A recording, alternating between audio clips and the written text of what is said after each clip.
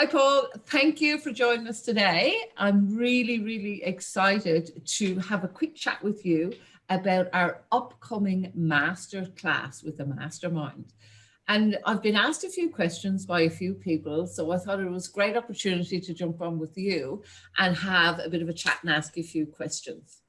So one of the big things that has come up, because we hear quite often about, people are doing masterminds, mastermind groups and things like that.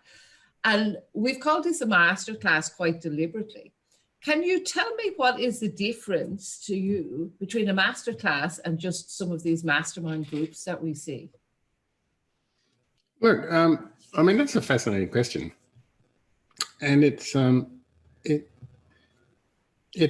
that I, in previous years, really struggled with, because I went through the sort of similar things. I was looking for guidance. I was looking for, some form of mastermind. But when I kept becoming involved in, what was on offer, I realized that for the most part, the mastermind groups weren't a mastermind group so much as they were a like-mind group. So a like-mind group of individuals, but there wasn't really anybody in that group or in that environment that had capabilities far beyond anybody within the group. And so they couldn't really lead. They were kind of sort of, going backwards and forwards. I think you should do this, without actually, developing any of the individuals further. So I started to, realize that, and the analogy that I use, a story that I often tell is like, if you're drowning in the sea and somebody comes up and, swims up there and says, look, don't worry, I'll save you, you kind of sort of relax and you feel, oh, okay, so now I'm sort of going to get rescued. And the problem is that they also don't understand that they're drowning in the same sea. And so right. I don't want anybody swimming up at my level and saying, I'll rescue. What I want is the Westpac helicopter, come down, grab me by the scruff of the neck and really lift me out into a much higher level. Now, that's what I call the difference between a master class is basically getting the Westpac helicopter or the equivalent of the Westpac helicopter and literally grabbing you and taking you to places that those other people who are more like-minded can't actually take you, simply because they don't have the sets of experiences or the amount of success that people generally want to emulate. Beautiful. Thank you. Because I know it's the thing that a lot of people have asked me. Another thing that I've come across when I've talked to some people about this, because I'm being a student myself in this time, and some people have said, oh, number one, I'm not ready for this yet. Or the flip side of that is, well, Carmel, I'm already offering 25K offers, so this masterclass isn't for me. So what would you say to either side of that question? Well, if they're already offering 25K offers, then absolutely, congratulations. They are obviously valuing themselves and the work and their ability to deliver their content to people. It just now is, okay, so what's the success rate or what's the conversion rate of your offer?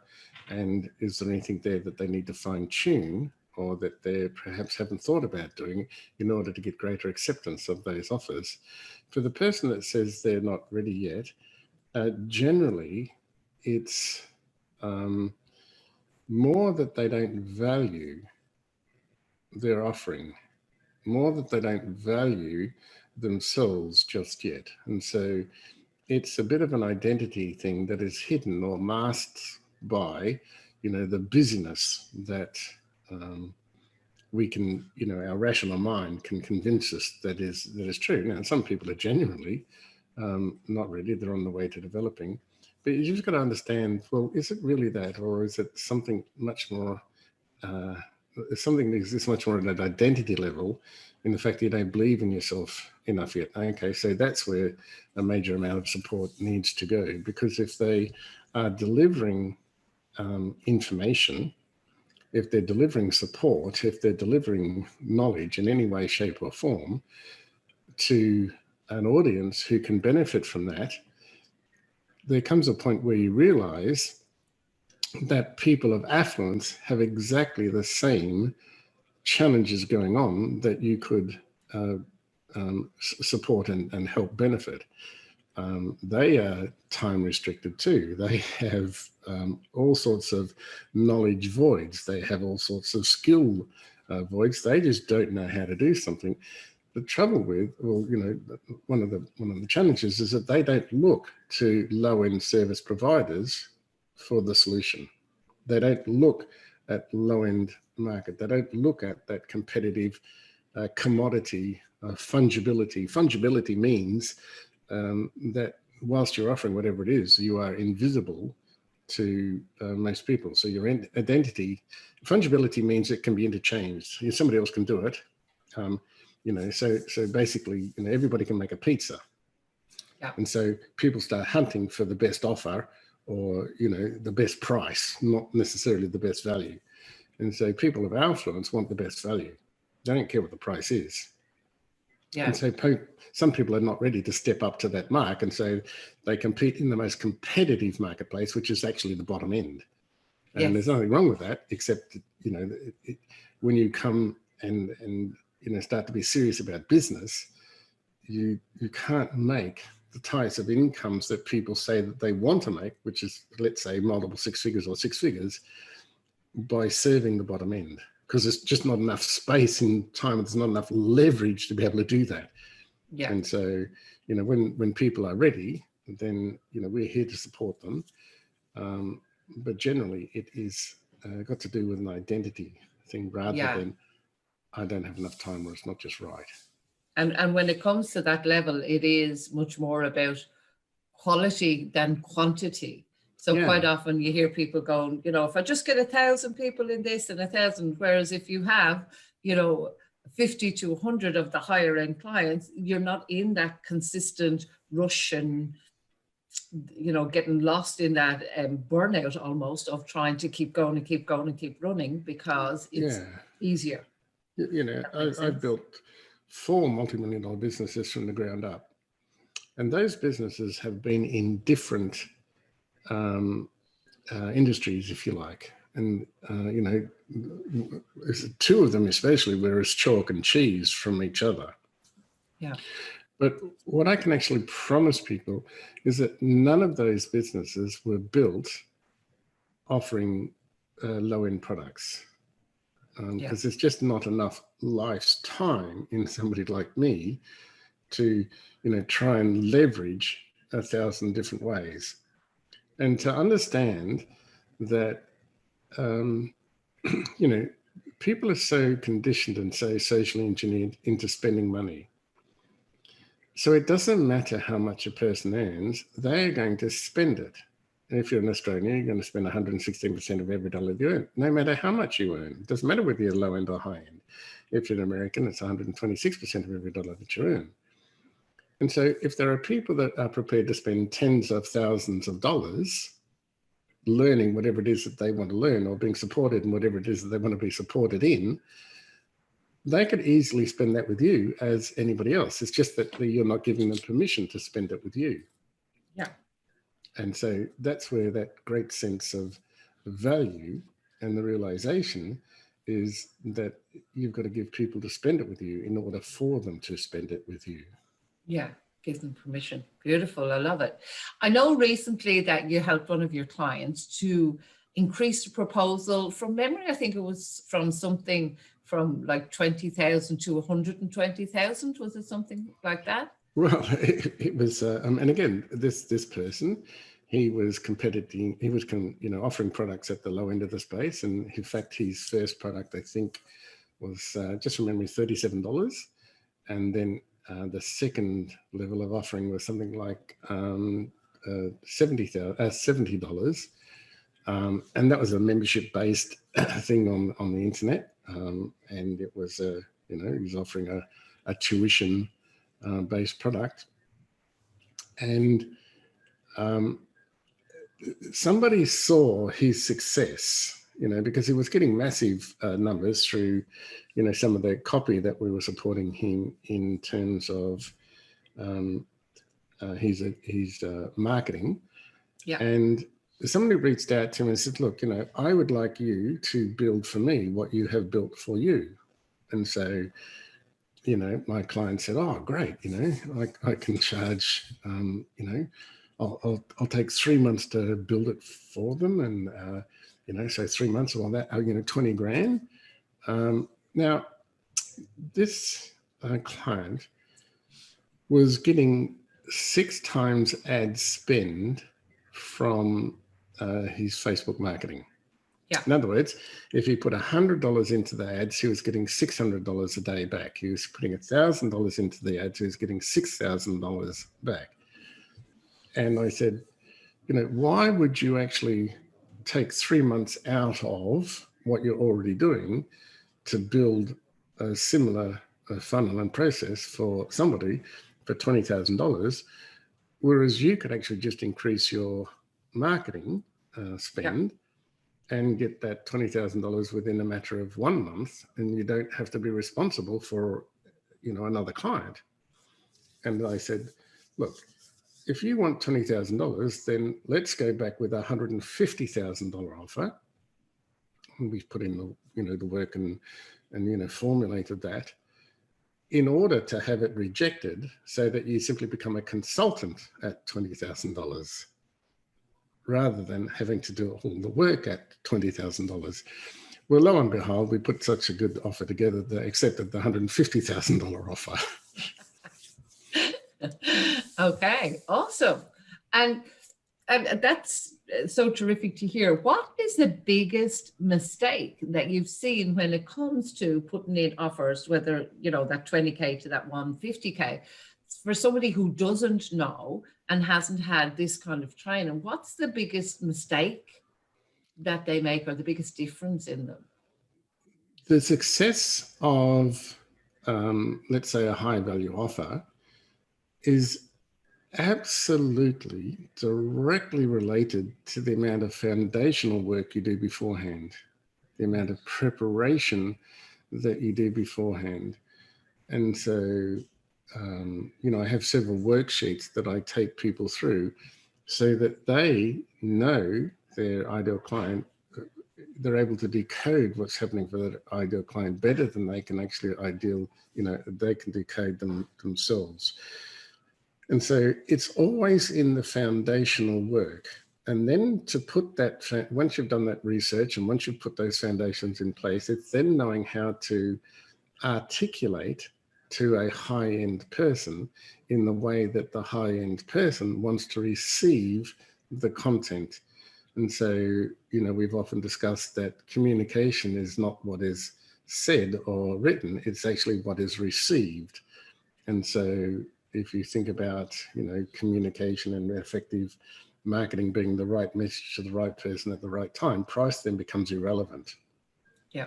And so the biggest mistake is not doing the preparatory work, the foundational work, so that you're building this enterprise on rock solid foundations, and so that you can know exactly what to say to whom at the right time in order to get greater levels of acceptance.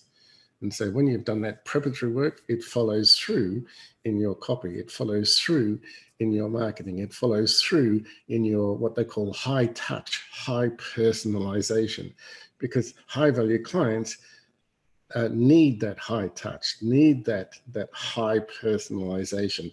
And you have to be prepared for that in a foundational sense before you can actually offer it. And so the greatest mistake is actually not doing the foundation work, not doing the preparation work. Okay, awesome. I know that in the class, I have 2 more questions, so I'll get to those. That we're talking about a value frame, and it's a discussion that we've often had in different arenas in our membership and things like that.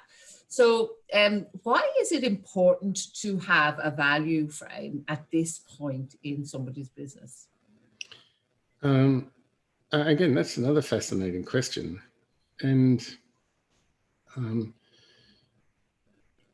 the answer really starts with a reappraisal with the idea of what value actually means. And so how does value, well, what is value in a Western economy such as some of the developed nations have. How is value actually communicated? How is value perceived? I mean, who perceives what is value? And if we don't decode that, if we don't start to pick apart the idea of value and how it's communicated and how it's perceived, then you can't present value. And most people don't even know what value means, so we've got to start there. And so when people, so that's the first thing. And now the idea, in order to be more successful, you have to actually control the way that value is perceived. And so most people are not in control of the way that value is perceived. And that's a socially engineered thing. We are taught and we are trained and we are socialized to introduce ourselves through our quote unquote job. So if I say, hi, how are you? What do you do? So I'm a plumber. Or hi, how are you? I'm a carpenter, or I'm a coach, or I'm a life coach, or I'm a speech therapist, or whatever. Now, that label doesn't control the value that you say that you are able to share with people, because as soon as somebody takes that label, then their perception of that label is dependent on their last experience with somebody with that label. So if they've engaged a plumber and the plumber didn't turn up when they were, promised to turn up, they didn't clean up after them, they overcharged and the tap still leaked, then their perception of the label plumber is not going to be very high. Yeah. Whereas their perception of, let's say, somebody who has the ability to, be a hydro engineer for a domestic purpose. I mean, even just saying that you're a hydro engineer for a domestic environment is already increased. Oh, okay, hydro engineer. That's just another name for a plumber, really, when you think about it. But again, so if you can say, well, look, I'm going to control the value by not using those socially engineered labels, which then enable other people to perceive value or determine your value to them. And so those labels mean that you are operating at the commodity space. And the commodity space is everybody wants the best price, not the best value. And again, it gets back into that fungibility. And so you become anonymous, Yeah. So awesome. When you learn to communicate the value that you can bring through your own frame, and you control the frame in your marketing, in your branding, in the way that you introduce yourself, in the way that you share what it is that you can do for people through your control of that value, then it enables the other person to be much more familiar with the fact that they are now working with somebody that's actually at the high end. Beautiful. And Paul, this is the last question. So is this and more of some of the stuff that we've talked about today, are these the kind of things that we're going to be learning on a deep level in that 6-week masterclass? That 6 weeks masterclass is about getting into that sort of microscopic detail, of all of the work that you need to do in order to start presenting a high value, high touch, highly personalized offering, whether that is through a knowledge offering or a service offering. So it's actually a workshop where we then start to put together all of those preparational, foundational things. And then we build from there. Well, then how do you actually communicate that? So how would you start to then write copy? So there's a lot of work to do, but it's guided work, and it's work that is teased out from each individual person that is going to enjoy that space and time on that 6 weeks process. Now, I'm pretty sure that we might run over 6 weeks, but that'll be on us. So, Yeah. but at least we can get the very essence of a highly touched, highly personalized, highly transformative outcome that they can bring to their clients. Yeah. Awesome.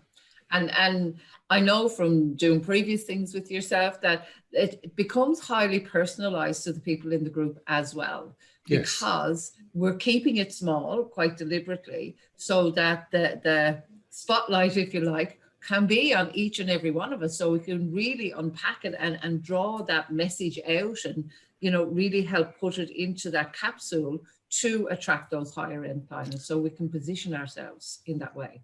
There's, in a technical sense, if I use a little bit of jargon, there's this thing called semantic knowledge or semantic memory, and there is this thing called episodic knowledge or episodic memory. The difference between semantic and episodic is semantic is where you've got a head full of facts and figures and know-how, and you're book smart, but there's no experience to it. And so by working with a small number of people, there's a couple of things that go on. Yes, we can now get to experience the episodic of that. How do I actually take that book smart? How do I take that book knowledge and apply it in real life so that I walk away with a blueprint that I can follow and then I can now use? But the other part of it is when you're working with a small group, each of the group members is learning from what the other group members is actually going through in a very tangible, experiential way. So they become the observers of processes until it's their time, and then of course the other people are observers of processes. So what you're actually doing is you're combining this idea of the semantic know-how content with this experience skill development at the same time. So that's the benefit of working in, you know, a master class as opposed to a mastermind. Awesome. Thank you so much for that, Paul. I know that information will be invaluable for those people considering coming on the masterclass journey with us.